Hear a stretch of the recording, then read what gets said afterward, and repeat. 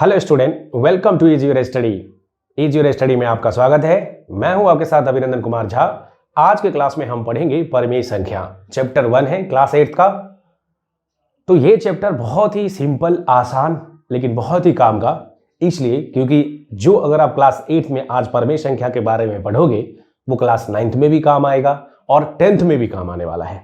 इसलिए इस चैप्टर को हम अच्छे से डिटेल में पढ़ेंगे ताकि हमारा आगे का भी काम आसान हो जाए। तो पहला चैप्टर है परिमेय संख्या। सबसे पहले जानेंगे कि परिमेय संख्या की जरूरत क्यों, व्हाई।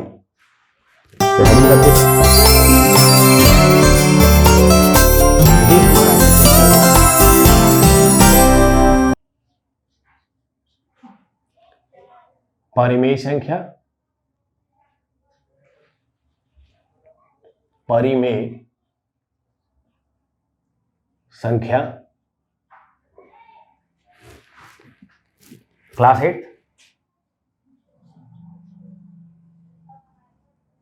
के परिमेय संख्या को हम पढ़ेंगे।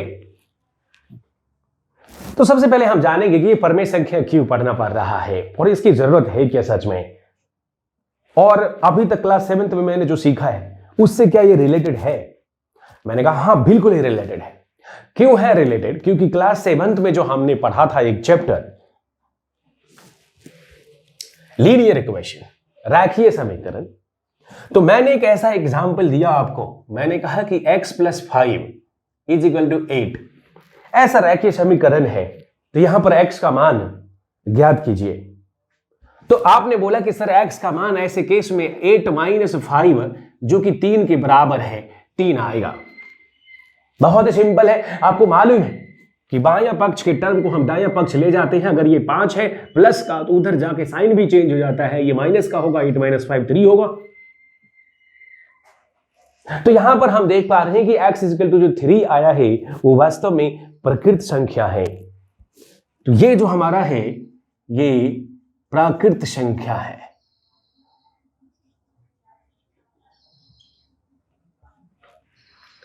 क्यों? लेकिन क्या जरूरी है कि हर हमेशा आपको प्राकृतिक संख्या ही मिलेगी? क्योंकि आपने जब अपनी पढ़ाई बचपन में शुरू की थी तो उस समय आपको 1 2 3 4 सिखाया गया था, तो वास्तव में वो काउंटिंग नंबर्स ही आपके प्राकृतिक संख्या थे। लेकिन उसके बाद भी आपको और भी नंबर्स की जरूरत पड़ी। जैसे आपने x + 3 = 3 लिखा, तो अब मैं पूछता हूं कि इस वाले इक्वेशन का मान ज्ञात कीजिए x का। तो ये मेरा पहला टर्म है, ये मेरा दूसरा टर्म है। यहां पर x की वैल्यू 3 - 3 जो कि 0 है। अब सवाल उठता है कि ये 0 प्राकृतिक संख्या नहीं बल्कि पूर्ण संख्या है, यानी इस संख्या को हम कहेंगे पूर्ण संख्या। इस संख्या को हम कहेंगे पूर्ण संख्या। तो अगर ये पूर्ण संख्या है तो मुझे बताओ कि हम इसको अलग कैसे समझे पहले वाले संख्या से, क्योंकि पहला संख्या हमारा प्राकृतिक संख्या है, ये पूर्ण संख्या है। लेकिन यहीं पर नहीं रुकता अपना काफिला, ये आगे और भी बढ़ता जा रहा है। यानी अगर मैं एक और एग्जांपल दूं, x + 2 = 3, अब मैं पूछता हूं कि इसकी वैल्यू बताओ। तो अब आपने बोला कि सर ऐसे केस में मैं एक चेंज कर देता हूं, x = 3 और अब 2 कर दिया। अब बताओ x, पहले वाले केस में तो फिर 1 आ जाता। अब इसकी वैल्यू बताओ। तो आपने बोला कि सर x की वैल्यू 2 - 3 जो कि -1 है, x की वैल्यू -1 है। अगर x की वैल्यू -1 है तो प्राकृतिक संख्या है कि पूर्ण संख्या है? मैंने पूछा एक बच्चे से, उसने झट से जवाब दिया कि सर ये ना तो प्राकृतिक है ना पूर्ण है, ये वास्तव में पूर्णांक संख्या है, इंटीजर है। यानी इसको हम कहेंगे कि ये जो हमारा सॉल्यूशन है ये पूर्णांक संख्या है। मतलब कहना क्या चाहते हो सर? यही कि इक्वेशन तो रेखीय ही है, लेकिन जो मान है वो अलग अलग है। कभी प्राकृतिक हो सकता है, कभी पूर्ण हो सकता है, कभी पूर्णांक संख्या हो सकता है। लेकिन इसके अलावा भी एक और नंबर की जरूरत है, वो बताने जा रहा हूं। कोई जरूरी नहीं है कि हर बार आपको x का कोफिशिएंट यहां पर 1 है, यहां पर x का गुणांक 1 है, x का गुणांक 1 है। लेकिन अगर गलती से भी एक इक्वेशन ऐसा आ जाए 2x + 1 = 0, this is the equation, we have to find the value of x। अगर मुझे x का मान निकालना है तो हम कैसे निकालेंगे, बताइए मुझे। तो यहां पर x की वैल्यू क्या होगी, ये 1 बायां पक्ष में है, दायां में जाएगा तो -1 हो जाएगा।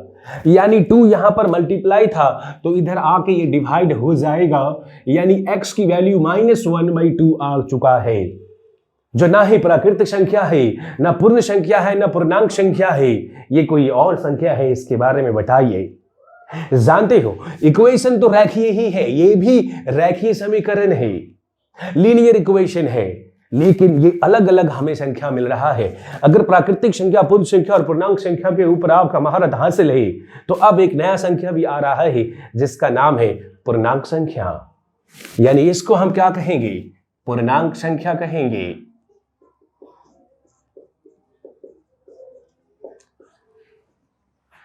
इसको हम क्या कहेंगे, पूर्णांक नहीं, परिमेय संख्या कहेंगे।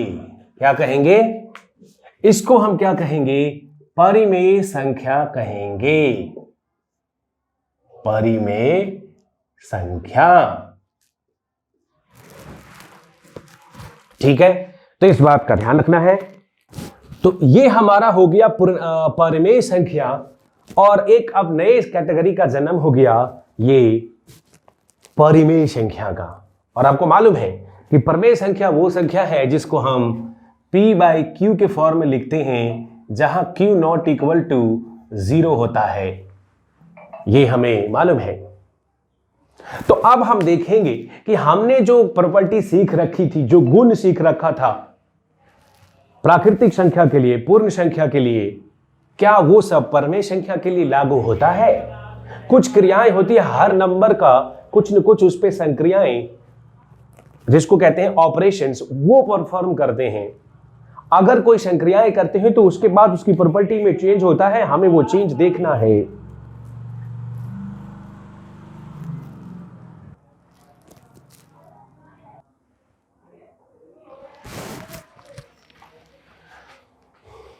तो यहां पर हम देखेंगे कि हमारा पूर्णांक संख्या, पूर्ण संख्या आदि जो ये संक्रियाएं हैं, जो गुणधर्म हैं, क्या ये सच में फॉलो करते हैं, और अगर करते हैं तो कौन सा करते हैं। पूरे मैथमेटिक्स में 4 बातें अहम हैं। जब कोई संख्या सीखते हैं तो सबसे पहले हमें सिखाया गया एडिशन, जोड़, घटाव, गुना और भाग, यही 4 चीजें। ये सभी संख्याओं पे हम परफॉर्म करेंगे और देखेंगे कि अलग अलग गुणधर्म कौन सा इसमें फॉलो करता है और कौन सा नहीं करता है। तो इस पूरे अध्याय में बेसिकली देखा जाए तो यही चीजें की गई हैं। पूर्ण संख्या, प्राकृत नहीं, जब हम पूर्ण कहते हैं तो प्राकृतिक आ ही जाता है, उसमें सिर्फ 0 ही तो एक एक्स्ट्रा है। तो शुरुआत करेंगे पूर्ण संख्या से, और सबसे पहला गुणधर्म हम देखते हैं समवृत्त। समवृत्त जो शब्द है इसका मतलब होता है क्लोजर लॉ। क्लोजर लॉ का मतलब होता है अंग्रेजी में, और समवृत्त शब्द का मतलब है समवृत्त, मतलब अगर दो चीजों को, एक जैसे चीजों को अगर कोई ऑपरेशन करते हैं तो ये जो दोनों चीजें हैं वही आना चाहिए तीसरा। अब बोलोगे सर ये समझ नहीं आया। अरे भाई, अगर मैं परिमेय संख्या और परमेय संख्या, ये दो अलग अलग कैटेगरी की चीज है, परमेय संख्या, परमेय संख्या, पूर्ण संख्या, पूर्ण संख्या, ठीक है। ऐसा हमने कोई भी 2 संख्या ले लिया और मान लीजिए कि हम उसको ऐड कर रहे हैं, योग निकाल रहे हैं, तो जो हमारा रिजल्ट है, परिणाम है, हमने किसको ऐड किया था। मान लीजिए कि हमने कोई पूर्ण संख्या लिया, उसको हमने जोड़ा, तो अगर हमें रिजल्ट भी पूर्ण संख्या मिला तो मतलब वो समवृत्त गुणधर्म को फॉलो करता है। तो जो ये वर्ड है समवृत्त, मतलब होता है बराबर का वृत्त, एक जैसा ही होना चाहिए, मतलब जो ऑपरेशन जिस नंबर के लिए कर रहे हैं वो रिजल्ट भी अगर वही आता है तो वो समवृत्त गुणधर्म कहलाता है, अंग्रेजी में क्लोजर लॉ कहते हैं। तो चलिए इसको देख लेते हैं एक बार।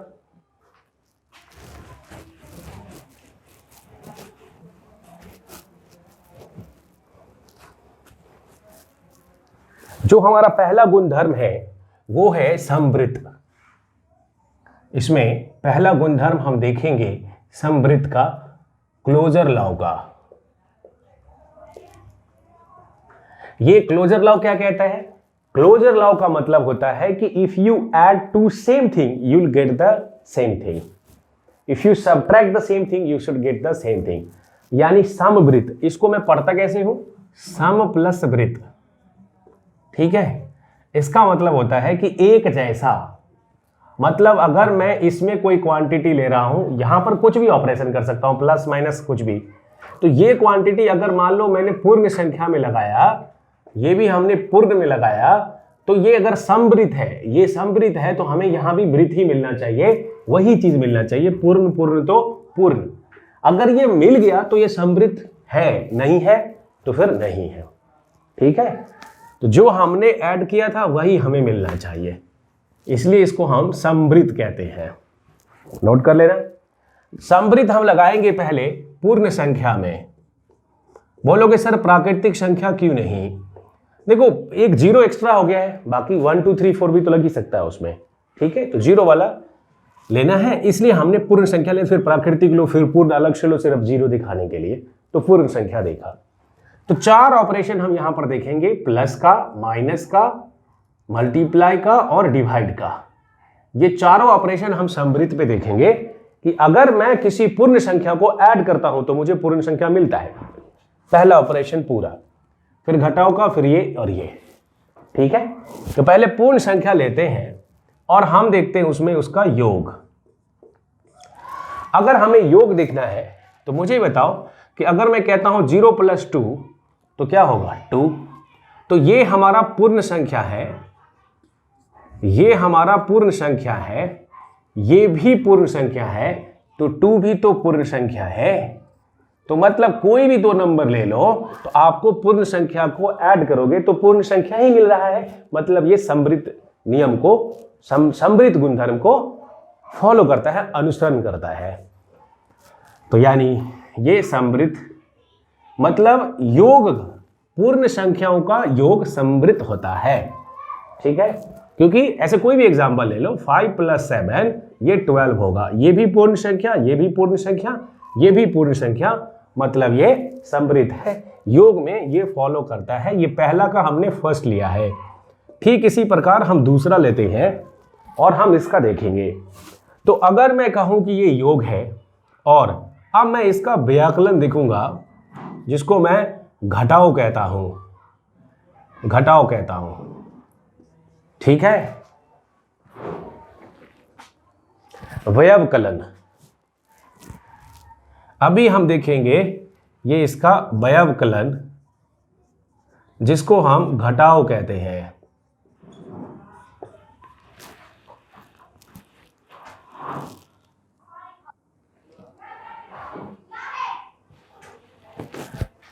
तो अब हम घटाओ में देखते हैं कि क्या ये, घटाओ में देखेंगे कि क्या ये पूर्ण संख्याएं समवृत्त होती है घटाओ ऑपरेशन को लेके, व्यवकलन ऑपरेशन को लेके।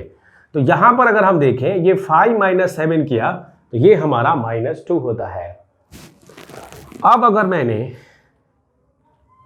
7 - 5 भी किया तब भी ये 2 होता है, 0 - 2 किया तो ये -2 हो जाता है। ध्यान से देखना, अगर मैं 4 - 3 करता हूं तो ये 1 हो जाता है। यहां पर मैं क्या देख रहा हूं कि मैंने 4 एग्जाम्पल लेके आपको दिखाए हैं, 2 एग्जाम्पल ही सफिशिएंट है। यहां पर मैंने 5 लिया है, तो 5 हमारा क्या है? पूर्ण संख्या है। ये हमारा पूर्ण संख्या है, ये हमारा पूर्ण संख्या है, और पूर्ण में से -2 पूर्ण नहीं है। ये पूर्णांक संख्या, ये -2 आ गया, माइनस वाले टर्म पूर्ण संख्या नहीं होते हैं। यानी ये जो हमारा है ये वास्तव में पूर्णांक संख्या हो गया।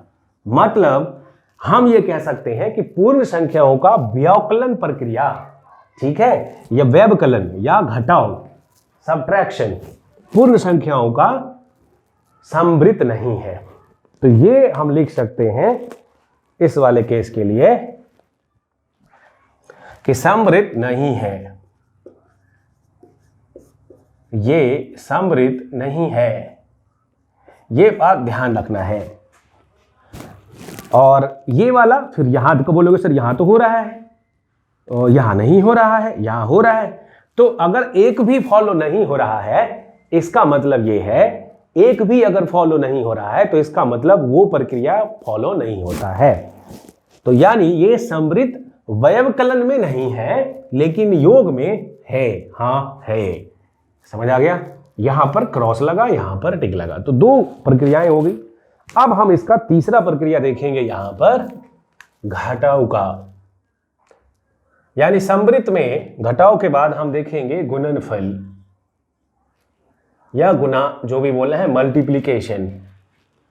अगर हम दो पूर्ण संख्याओं का गुणनफल देखें, कोई भी संख्या ले लो, जैसे कि 0 × 2 0 होता है, 1 × 2 2 होता है, 2 × 4 8 होता है, -2 × -4, तो माइनस तो आएगा ही नहीं ना, माइनस तो आएगा ही नहीं, क्योंकि माइनस का नंबर इनपुट्स में नहीं है। मतलब हम ले रहे हैं क्या, पूर्ण संख्या को देख रहे हैं, तो हमें लेना यहां पर पूर्ण है, रिजल्ट चेक करना है, तो रिजल्ट भी इस केस में पूर्ण आ रहा है। यहां लोगे पूर्ण, यहां भी हमने सब पूर्ण संख्या ही ली थी, 5 और 7, क्योंकि ऑपरेशन सिर्फ घटाव का है। 7 और 5 पूर्ण संख्या, 0 और 2 पूर्ण संख्या, 4 और 3 पूर्ण संख्या, रिजल्ट -2 आ गया था, तो इसलिए ये पूर्णांक आ गया था और समवृत्त नहीं है।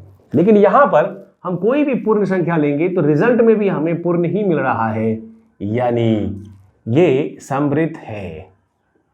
इसका मतलब ये हो गया कि जब हम गुणनफल देखेंगे पूर्ण संख्याओं का तो वो समवृत्त होता है। क्यों होता है कि हमने लिया पूर्ण संख्या और हमें परिणाम, रिजल्ट, ये भी पूर्ण संख्या ही मिला, इसलिए वो समवृत्त है, क्लोजर लॉ है, क्लोज है।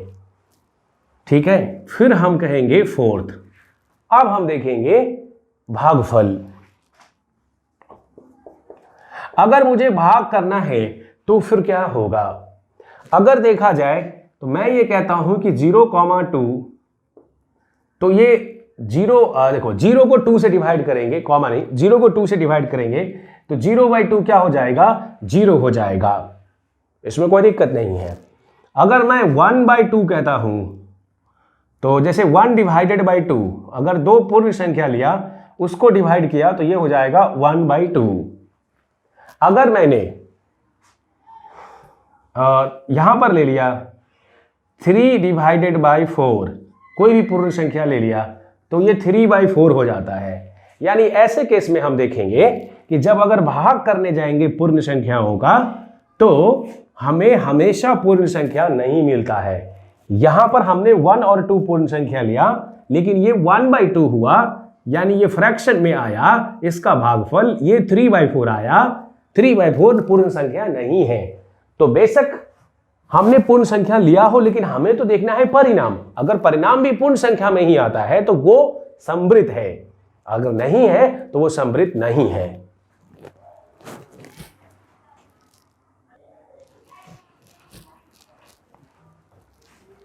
ओके, तो यहां पर हम देख रहे हैं कि ये 3/4 है, तो ये जो है पूर्ण संख्या नहीं है, पूर्ण संख्या नहीं है। और अगर ये पूर्ण संख्या नहीं है तो इससे साफ जाहिर होता है कि ये समवृत्त भी नहीं है, ये समवृत्त नहीं है। इसको हम क्लोजर लॉ नहीं कहते हैं, समवृत्त नहीं है। समझ आ गया? तो इस बात को ध्यान में रखते हुए हमें देखना होगा कि ये योग, व्यवकलन, गुणनफल, भागफल, ये चार किसके लिए देखा हमने? समवृत्त नियम के लिए देखा। और समवृत्त नियम में दो चीजें फॉलो होता है, कौन कौन सा? योग फॉलो होता है और गुणनफल फॉलो होता है। व्यवकलन नहीं फॉलो होता है और भागफल भी फॉलो नहीं होता है। ठीक है, अब हम आगे एक और संख्या लेते हैं पूर्ण संख्या के बाद, क्योंकि इसमें प्राकृतिक भी हो गया। ठीक है, अब हम देखेंगे, प्राकृतिक अलग से भी निकाल लेना, इसमें क्या है, प्राकृतिक संख्या का भी आप इस तरह से निकाल सकते हो। योग 1 + 2, वो देखो फॉलो होगा। 1+, इसमें भी व्यवकलन नहीं होगा। प्राकृतिक संख्या में 1 - 2 करोगे तो 1 - आ जाएगा, माइनस में कोई प्राकृतिक संख्या नहीं होती। गुणनफल में सारे होंगे, यस फॉलो होगा। भागफल में भी वही दिक्कत हो जाएगी। भागफल में भी क्या होगा? अगर 1 और 2 प्राकृतिक संख्या भी तो है, 1/2 भागफल, ये प्राकृतिक संख्या नहीं है, तो प्राकृतिक संख्या के लिए भी यही चीजें हो जाती है, बता दी है मैंने। ठीक है, अब हम बढ़ते हैं पूर्णांक संख्या की तरफ।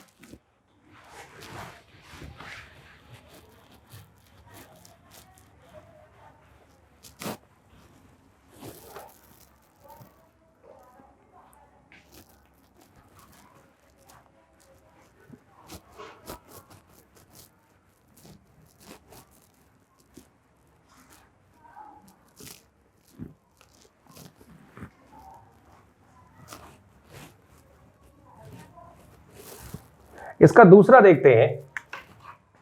अब हम यहां देखेंगे पूर्णांक संख्या। दूसरा कैटेगरी हमने लिया पूर्णांक संख्या। और अब आप बोलोगे सर आप तो पढ़ा रहे हो परमेय संख्या और फिर ये सब क्या। पहले ये दोनों देख लेते हैं, फिर हम कंपेयर कर सकते हैं कि पूर्ण संख्या और पूर्णांक संख्या का जो नियम लागू होता है क्या वही नियम परमेय के लिए लागू होता है। तो हमने अभी पूर्ण संख्या का देखा, अभी पूर्णांक संख्या का दिखा देता हूं और फिर देख लेंगे परमेय का भी। तो परमेय संख्या में पहला जो है, हम अगर योग का देखें नियम, योग परफॉर्म करते हैं तो क्या ये समृद्ध होता है। किस कौन सा हम देख रहे हैं, कौन सा प्रॉपर्टी अभी हमें देखना है पूर्णांक संख्या में भी समृद्ध ही देखना है, यानी क्लोजर लॉ ही देखना है। कौन से नंबर के लिए, अब हमारा नंबर हो गया है पूर्णांक संख्या, क्लोजर लॉ यही समृद्ध ही देखना है, समृद्ध नियम ही देखना है हमें। ठीक है, तो योग जैसे मान लो अब हमें पूर्णांक संख्या लेना है, तो पूर्णांक में हम माइनस प्लस कुछ भी ले सकते हैं। जैसे मैंने -1 + 2 लिया और फिर हमें यहां पर 1 मिल गया। ऐसे ही कोई भी ले लो, -5 -7 जो कि -12 है। अब लोग सर ये माइनस कर रहे हो, एक्चुअली ये प्लस कर रहे हैं, -5 + -7 कर रहे हैं और फिर हमें ये -12 मिल रहा है। तो मैं ये देख पा रहा हूं कि मैंने लिया पूर्णांक संख्या, -1 पूर्णांक है, 2 भी पूर्णांक है और रिजल्ट हमें पूर्णांक मिल रहा है। यहां पर हमने -5 और -7 जो कि पूर्णांक संख्या है और रिजल्ट -12 जो कि पूर्णांक संख्या है। Oh my God, yes definitely it follows the closure law. तो हम कह सकते हैं कि यस, हाँ ये समृद्ध नियम को फॉलो करता है, हाँ ये समृद्ध गुणधर्म को फॉलो करता है।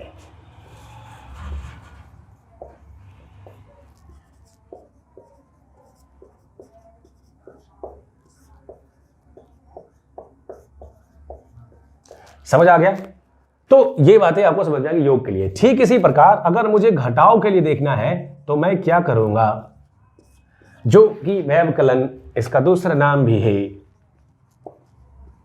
अगर इसको देखने के लिए कहूं तो फिर क्या होगा, जो व्यवकलन है, जैसे मैंने -5 लिया और उसमें -2 किया, तो वास्तव में ये माइनस और फिर ये -2 जो कि -7 होगा, यानी ये पूर्णांक तो रिजल्ट भी हमें पूर्णांक मिल रहा है।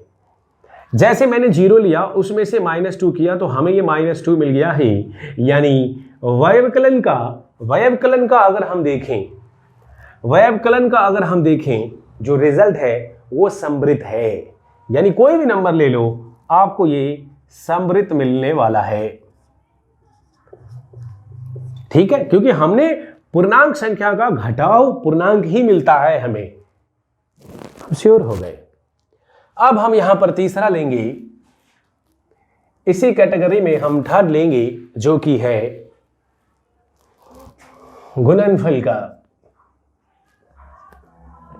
अगर हम गुणनफल देखें किसका, पूर्णांक संख्या का, तो कोई भी पूर्णांक संख्या ले लोगे, 0 × 2 0, 1 × 2 2, -1 × -5 जो कि 5 है, -1 × 5 जो कि -5 है। बोर्ड पे ये सब लिखा हुआ है, आपको मालूम है। यहां पर कोई भी नंबर ले लो, -4 × 3, तब भी ये -12 हो जाएगा। यानी अगर हम पूर्णांक संख्या ले रहे हैं तो रिजल्ट भी हमें कहीं से भी कोई दूसरा नहीं, सिर्फ और सिर्फ पूर्णांक संख्या मिल रहा है।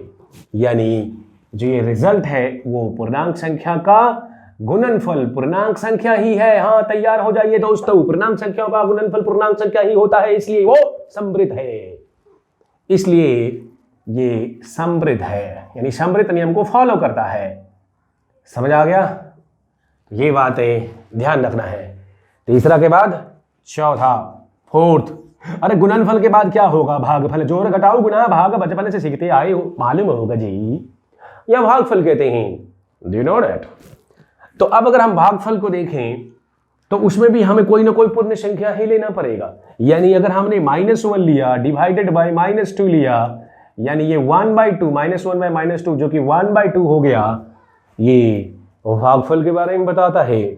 यहां पर हमने देखा कि लिया है पूर्णांक संख्या, -1 -2 पूर्णांक संख्या है, याद रहेगा। लेकिन हमें रिजल्ट क्या मिला, -1/2 जो कि 1/2 मिला। यानी वास्तव में देखा जाए तो 1/2 पूर्णांक संख्या नहीं है। यहां पर हमने लिया 3 डिवाइडेड बाय 8, यहां पर हम देख रहे हैं 3/8, यानी 3/8 कभी भी पूर्णांक संख्या नहीं हो सकता, यानी ये समृद्ध नहीं है, ये पूर्णांक संख्या नहीं है, पूर्णांक संख्या नहीं है। तो फिर क्या है? ये कोई और नंबर है जिसके बारे में अभी थोड़ी देर में चर्चा करेंगे। देखो भाई, ना देखा तमाशा तो हैरत रहेगी, जुआ पे हमेशा शिकायत रहेगी। तो लेक्चर जरूर देखना पूरा, और समझ नहीं आया तो जरूर पूछना। बढ़ेंगे आगे। देखो ये 1/2 है और ये 3/8 है, पूर्णांक संख्या नहीं है। इसके बारे में हम 100% श्योर हैं, बी 100% श्योर, समृद्ध नहीं है। ठीक है, तो इस तरह से हम योग, घटाव, गुणनफल और भागफल देख चुके हैं। पूर्णांक संख्या के लिए कौन सा फॉलो होता है, कौन सा नहीं होता है, एक बार टिक लगा देते हैं। यहां पर अगर हम देखें योग, हाँ ये होता है। घटाव समृद्ध है। गुणनफल समृद्ध है। भागफल नहीं है। ठीक है, इस बात को ध्यान रखना है। ये 4 बातें हमने पूर्ण संख्या के लिए देखा। अब आपके मन में कौतूहल मच रहा होगा कि सर अगर पूर्ण संख्या और पूर्णांक संख्या के लिए आपने दिखाया तो परमेय संख्या का चैप्टर है, परमेय संख्या के बारे में क्या? परमेय संख्या का योग, घटाव, गुणा, भाग क्या सच में क्लोजर लॉ को फॉलो करता है? तो अब हम देखेंगे पूर्णांक संख्या का, अब हम देखेंगे परमेय संख्या का, अब हम देखेंगे परमेय संख्या का समृद्ध नियम। ये देख लेते हैं, फिर उसके बाद कुछ और नियम है जो हम देखने जाएंगे, कुछ और गुणधर्म। तो पूर्णांक संख्या के बारे में देखा हमने कि समृद्ध नियम में कौन सा फॉलो होता है और कौन सा मैथमेटिकल फॉलो नहीं होता है।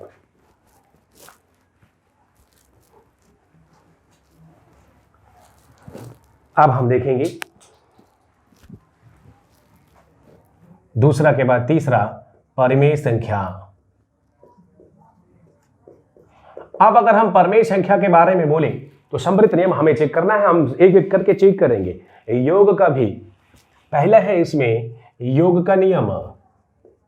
तो परमेय संख्या को ऐड करो और देखो परमेय संख्या मिलता है कि नहीं। लगता तो है कि परमेय में ऐड करेंगे परमेय ही है, लेकिन हर बार ऐसा नहीं होता। हो भी जाता है, नहीं भी होता है। कौन से में होता है, कौन से में नहीं होता है, ये तो करके ही पता चलेगा। तो बताइए ना सर। तो देखिए, सबसे पहले अगर मान लो मैंने एक पूर्णांक संख्या 3/8 लिया और दूसरा मैंने 1/2 लिया, ये रेशनल है, ये रैशनल है। तो 3/8 रैशनल, 1/2 रैशनल। अब हमें इसको सॉल्व करना है।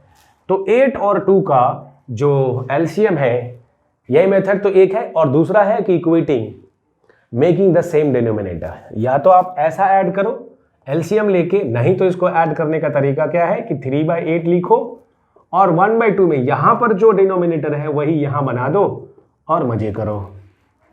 यानी ये हो जाएगा 3/8 प्लस 4/8, दिस इज 7/8। तो एक मेथड तो ये है। दूसरा मेथड क्या था कि इसमें इसका एलसीएम लेंगे, तो 2 और 8 का एलसीएम क्या हो जाएगा 8 से इसको डिवाइड करो 1 3 और 2 2 जा 4, 2 4 जा 8, 4 इंटू 1 जो आएगा कोशेंट, उससे इसको भागफल, उससे उसको मल्टीप्लाई कर देना है और फिर से ये हो जाता 7/8। या तो डिनोमिनेटर सेम कर लो या फिर इसका एलसीएम ले लो। दोनों में जो मेथड्स आता है वो कर लेना। अगर दोनों में कोई मेथड नहीं आता है, एक मेथड आता है, दूसरा मेथड सीखना है, तो कमेंट करना, हमसे डायरेक्टली पूछना। ठीक है, आपको ऐप में ऑप्शन मिलेंगे, उसमें आप पूछ सकते हो। कहीं भी कोई भी क्वेरी आता है तो आप पूछ सकते हो। तो यहां पर ये 7/8 है। क्लियर है चीज? जो कि परमेय संख्या है। हाँ, ये परमेय संख्या है। तो परमेय संख्याओं का योग परमेय संख्या होता है। कोई भी एग्जांपल ले लो। इनफैक्ट अगर किसी के मन में आता है कि -3/8 ले लूं और +1/2 लूं, तब क्या होगा? यानी यहां पर हम लिखेंगे -3/8 प्लस 4/8। यही तो हुआ था, यहां पर 4/8 ही तो हुआ था, 2 से मल्टीप्लाई किया था। तो वास्तव में ये 1/8 आ जाएगा और ये तब भी ये परमेय संख्या है। इसको माइनस करोगे, दोनों ही को ही माइनस कर दोगे, यहां -1/8 भी अगर आ जाता बाई चांस, इफ, तब भी ये परमेय संख्या है। हमें मालूम है परमेय संख्या में प्लस माइनस दोनों के होते हैं, लेकिन फ्रैक्शन के ऐसा होता है p/q के जैसा होता है, यानी ये समृद्ध है, समृद्ध है। जानना चाहते हो योग के बाद अब हम घटाव के बारे में देखेंगे, व्यवकलन के बारे में देखेंगे। जैसे मैंने ले लिया 3/8 माइनस 1/2, अब इसको बताओ कि वैल्यू क्या होगी। तो यहां पर भी हम -3/8 लिखेंगे और ये हमारा 4/8 हो जाएगा। 4 से मल्टीप्लाई डिवाइड करके डिनोमिनेटर सेम कर लेना है, यानी ये वैल्यू अब हमें -7/8 हो गया, यानी तब भी ये परमेय ही है, यानी यहां पर भी हमें समृद्ध मिलेगा, इसमें कोई प्रॉब्लम नहीं है। तीसरा देखेंगे,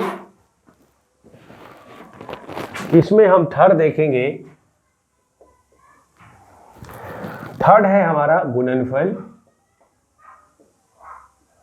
अब अगर हम गुणनफल देखें तो क्या होगा, यानी परमेय संख्या का गुणनफल देख रहे हैं, तो मान लो कि हमने 1/2 और यहां पर 3/8 लिया, तो इसका आंसर 3/16 होता है। ये परिमेय 3/8 परिमेय, तो 3/16 भी परिमेय। कोई दिक्कत क्या सर? बोलो जी, परिमेय है? हाँ है। पूर्णांक है? नहीं है। ठीक है, तो ये बातें ध्यान रखना है। अब हम कोई भी ले लो, या -1/8 ले लें या 16/2 ले लें, मजा आ गया। यानी ये 2 से ये 8 हो जाएगा, यानी -1 हो जाएगा। दिस इज द गुणनफल, -1। बढ़ेंगे आगे, और अब हम लिखेंगे भागफल। अब अगर हम भागफल देखें तो उसके बारे में आपका क्या कहना है? सर मेरा तो यही कहना है कि अगर मैं 1/2 को डिवाइड करेंगे 3/2 से, तो इसकी वैल्यू क्या होगी, यानी हम लिखेंगे ये 1/2 into 2/3, this is 1/3, this is 1/3।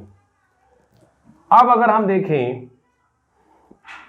3/4 into 5/3, अगर मान लो हमने ऐसा लिखा है, एक और एग्जांपल लेते हैं, 3/4 डिवाइडेड बाई 5/3, तो 3/4, और आपको मालूम होगा कि जब हम डिवाइड करते हैं तो रैशनल वाले को उलट देते हैं, मतलब ये डिवाइड का मल्टीप्लाई, और ये हो जाता है 3/5 जो कि 9/20 हो गया, ये भी रैशनल आ गया। लेकिन खतरा तो तब पैदा हो जाता है जब हम 4 डिवाइडेड बाई 0 कर देते हैं। अब लो जी भाई, 4 डिवाइडेड बाई 0 गलती से भी ये हो जाएगा 4/0, जो कभी डिफाइंड ही नहीं होगा, यानी ये रैशनल ही नहीं होगा, यानी ये परमेय संख्या नहीं होगा, नहीं होगा, यानी ये समृद्ध नहीं है, समृद्ध नहीं है। तो मतलब किसी संख्या को अगर हम 0 से डिवाइड करते हैं, क्योंकि 0 का टेबल पढ़ा है क्या कभी, मतलब 4 डिवाइडेड बाई 0 का मतलब अब 0 से 4 को डिवाइड कर रहे हो, 0 का टेबल क्या पढ़ोगे तुम? समझ आ गया? तो आज तक ये डिफाइन नहीं हुआ है। तो इस तरह से भागफल परमेय संख्या का समृद्ध नहीं है।